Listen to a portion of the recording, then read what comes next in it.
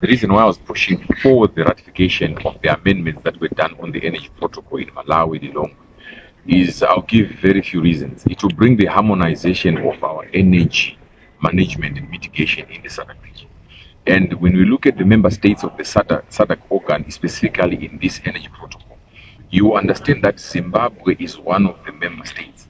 And we have other member states like Tanzania, Zambia, South Africa, Namibia, and Angola. They are member states within the energy protocol, within the SADC organ of energy, that are failing to produce sufficient electricity to meet their needs and the demands of the economy and the domestic use of the citizens. Zimbabwe being one of that particular country. And we've got other countries like Angola and Tanzania.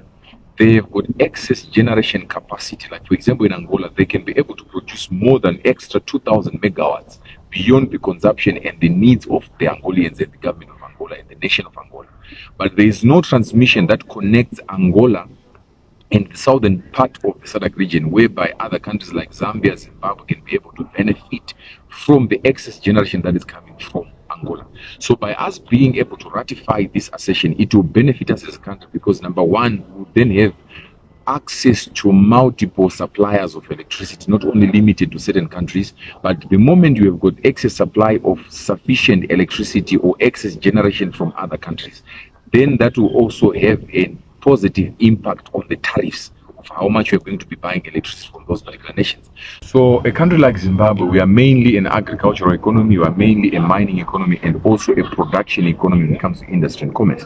So we definitely, no nation can produce without sufficient supply of electricity. Not to mention the effects of climate change. Look at Kariba Dam, our water levels are very low to the point that we have cut our generational capacity at the hydropower plant in Kariba by more than a half generational capacity that we have there. So definitely there are so many amendments that are coming with the ratification. Some of them is the inclusion of communities whereby they have excess resources that are required for energy production. It might be wind, it might be gas, it might be oil. There are also amendments in the energy protocol that we have to sign for in Zimbabwe to be able to participate. And also there are mitigation instruments that are there that will benefit all the member states, specifically by restructuring the market structure. The reason why we are failing to produce enough sometimes is because most of the projects that we have in Zimbabwe, when it comes to electricity generation and transmission, they are publicly funded by the Treasury. And the Treasury also has a lot of demands that are coming from different ministries. Imagine we've got 24 ministries that are depending on one Treasury.